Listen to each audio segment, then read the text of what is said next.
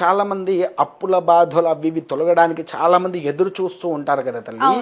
ఈ కుబేర కుంకుమ ఎప్పుడైతే ధరిస్తారో అలా కంటిన్యూవేషన్ గా ఆగకుండా 41 రోజులు పెట్టుకోండి.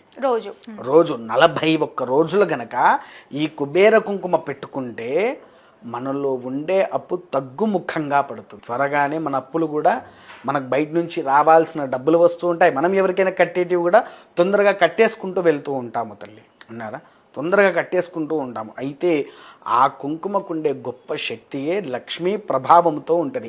లక్ష్మీదేవి కూడా ఎక్కువగా ఎవరి మాట వింటదయ్యా అంటే డబ్బుల విషయంలో కుబేరుడి మాటనే.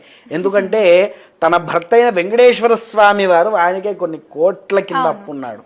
ఈ కుబేర కుంకుమలో ఏం కలుపుతారంటే ఆ పైన ఉండేటువంటి గింజలు, తర్వాత ఆ కమల పుష్పం యొక్క ఆకు, మొగిలి రేకులు, బిల్వ దళము, తులసి, వేపాకు, ఈ 5 ఆకుల యొక్క కలయికనే ఈ కుబేర కుంకుమ ఎవరెవరికి ఇష్టము? కుబేరుడికి, లక్ష్మీదేవికి, రాజశ్యామలాదేవికి.